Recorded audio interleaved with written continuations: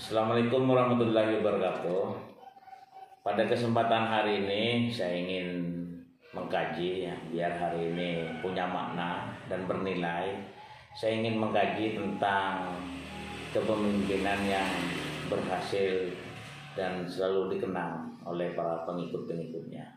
Manakala seorang pemimpin itu bisa melaksanakan kepemimpinannya dengan baik dan bisa memberikan kenangan-kenangan sejarah prestasi-prestasi yang ditorehkan, sikap dan perilaku yang diwujudkan selama dalam memimpin, itu nantinya akan selalu dikenang oleh para pengikut.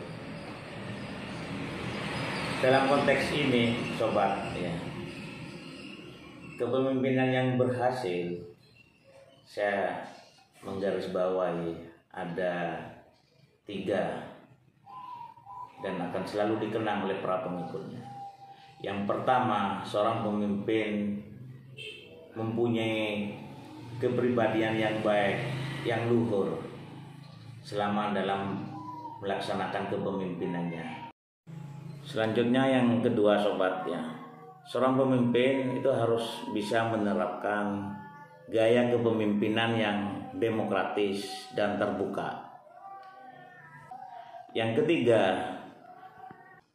seorang pemimpin harus berprestasi, ya, harus bisa menorehkan prestasi-prestasi yang harus diwujudkan. Dari ketiga konteks ini, dari ketiga hal ini, kalau itu bisa diwujudkan, bisa dilaksanakan oleh seorang pemimpin, maka seorang pemimpin itu bisa dikatakan berhasil dan akan selalu dikenang. Untuk itu, sobat, 3 hal ini, 3 indikator ini keberhasilan seorang pemimpin dan akan selalu dikenang, akan saya bedah satu persatu. Seorang pemimpin harus bisa dan mampu mewujudkan kepribadian yang baik, harus mempunyai eksistensi personality, ya, yang konsisten, di mana seorang pemimpin itu mempunyai kepribadian yang baik, bisa kita ukur, bisa kita nilai. Seorang pemimpin itu harus mempunyai nilai moralitas yang baik. Seorang pemimpin mempunyai moralitas yang baik manakala seorang pemimpin itu bisa membedakan hak dan kewajiban, mana perilaku yang baik, mana perilaku yang buruk. Seorang pemimpin harus bisa membedakan dan berperilaku yang jujur.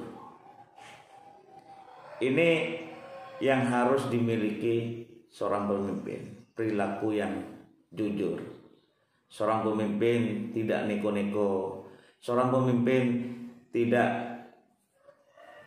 memperkaya diri, seorang pemimpin tidak mencari keuntungan, mencari hidup di dalam organisasi, melainkan seorang pemimpin menghidupkan organisasi. Bentuk pengabdian yang paling utama nilainya ketimbang hanya untuk mencari popularitas, hanya mencari keuntungan materi semata. Seorang pemimpin pasti tahu tentang hak-hak yang seharusnya dimiliki. Kalau bukan haknya, dia tidak akan mengambil. Kalau hak orang lain, para pengikut, dia akan memberikan sesuai porsi hak-haknya tanpa dikurangi. Selanjutnya, ini masih dalam konteks seorang pemimpin mempunyai sifat kepribadian yang baik, ya. Ini selanjutnya seorang pemimpin harus mempunyai empati, ya, mempunyai sifat empati, di mana seorang pemimpin itu diharapkan mempunyai kepekaan dan kepedulian sosial, terutama kepada para pengikut. Ketika seorang pengikut sakit, kena musibah, atau ada persoalan-persoalan apa, seorang pemimpin ikut merasakan apa yang dirasakan oleh para pengikut. Dalam konteks seorang pemimpin mempunyai empati, di mana seorang pemimpin bisa dan mampu membantu, menolong, dan menyelesaikan setiap persoalan-persoalan yang ada. Selanjutnya, seorang pemimpin harus bisa bertanggung jawab. Ya. Bentuk pertanggungjawaban seorang pemimpin selama dalam melaksanakan kepemimpinan itu harus dipertanggungjawabkan, baik dari segala perilaku, kinerja, sepak terjang selama dia melaksanakan kepemimpinan itu harus dipertanggungjawabkan sesuai dengan mekanisme aturan main yang sudah diatur dalam bentuk pertanggungjawaban tersebut. Bentuk pertanggungjawaban seorang pemimpin di mana semua dalam kegiatan kepemimpinan selama dia menjadi pemimpin itu harus dan mampu bisa dipertanggungjawabkan secara terbuka dan transparan. Bentuk pertanggungjawaban tersebut disampaikan. Gaya kepemimpinan yang demokratis itu tercermin yang dilakukan oleh seorang pemimpin di dalam melaksanakan kepemimpinan yang demokratis dan terbuka, di mana seorang pemimpin itu akan menerapkan nilai-nilai demokratisasi seperti menerapkan nilai musyawarah mufakat. Seorang pemimpin menerapkan gaya kepemimpinan yang demokratis di dalam segala hal, perilaku atau kegiatan-kegiatan yang akan dicapai bersama itu selalu dibicarakan, selalu dimusyawarahkan dengan para pengikut. Mulai dari perencanaan program, pengikut diajak untuk bicara rembuk bersama di forum rapat. Pengikut diberi kesempatan untuk berbicara, menyampaikan undang-undang, menyampaikan aspirasi, menyampaikan konsep pemikirannya. Artinya seorang pemimpin memberikan kesempatan kepada pengikut untuk berpikir, untuk merencanakan dalam perencanaan program-program kegiatan yang akan direncanakan dan akan dilaksanakan bersama.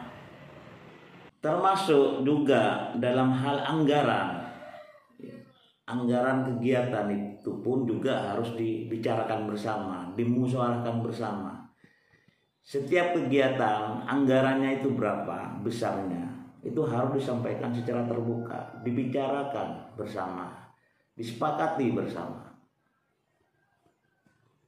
Jadi prinsip keterbukaan di dalam proses perencanaan itu harus selalu dilakukan oleh seorang pemimpin di dalam melaksanakan kepemimpinannya. Oke, selanjutnya setelah proses perencanaan sudah disepakati bersama dan sudah matang program-program apa yang dikonsep yang akan direncanakan, lalu ditetapkan menjadi program kerja dan dilaksanakan pelaksanaan kegiatan, dari program kerja tersebut itu juga harus melibatkan para pengikut. Ajalah pengikut untuk ikut andil di dalam pelaksanaan program-program tersebut. Walaupun seorang pemimpin itu mampu bisa menyelesaikan program kegiatan tersebut, tapi harus melibatkan para pengikut. Kuncinya ada pada komunikasi dari seorang pemimpin. Kalau seorang pemimpin bisa mengajak, bisa berkomunikasi dengan baik, menyampaikan dengan baik kepada pengikut, pasti semua pengikut akan mau dan tunduk dan patuh melaksanakan program kegiatan tersebut. Kalau pemimpin bisa dan mampu berkomunikasi dengan baik dengan pengikutnya. Libatkanlah pengikut di dalam pelaksanaan kegiatan. Itu sebagai wujud seorang pemimpin menerapkan gaya demokratisasi. Dalam pelaksanaan kegiatan-kegiatan tersebut, pengikut diikut sertakan dan program itu tercapai, ya, terlaksana dengan baik. Lalu tahapan berikutnya adalah evaluasi, ya, evaluasi dari setiap agenda kegiatan-kegiatan yang sudah tercapai, program-program kegiatan yang sudah tercapai itu lalu dievaluasi. Proses evaluasi juga harus melibatkan pengikut. Apakah ada kekurangan, ada kendala, ada hambatan di dalam pencapaian tujuan selama ini, itu harus dievaluasi bersama, harus disampaikan secara terbuka. Kalau ada kendala, ada masalah, ada hal-hal biaya yang misalnya tidak tercukupi, misalnya ada beban dan tanggungan misalnya, itu harus disampaikan secara terbuka. Atau ada lebih anggaran dari kegiatan-kegiatan yang sudah dicapai, harus disampaikan secara terbuka. Dievaluasi yang melibatkan dengan para pengikut. Setelah dievaluasi lalu dipertanggungjawabkan kepada para pengikut. Itu salah satu bentuk gaya kepemimpinan yang demokratis. Masih banyak lagi gaya-gaya kepemimpinan yang demokratis yang harus diciptakan dan diwujudkan oleh seorang pemimpin. Dalam konteks ini, seorang pemimpin berprestasi manakala visi-visi yang sudah dirumuskan, yang sudah terprogram, itu bisa tercapai, bisa dilaksanakan dengan baik. Misi-misinya dalam pencapaian tujuan tersebut sesuai dengan harapan yang diinginkan oleh pengikut atau yang diinginkan bersama. Adapun indikator di dalam pencapaian prestasi yang diraih oleh seorang pemimpin, yaitu organisasi yang dipimpinnya mengalami kemajuan yang pesat, ya, bisa bersaing dengan dunia luar, dengan organisasi atau lembaga-lembaga lainnya yang ada di luar. Adanya kemajuan iptek, ya, ilmu pengetahuan dan teknologi,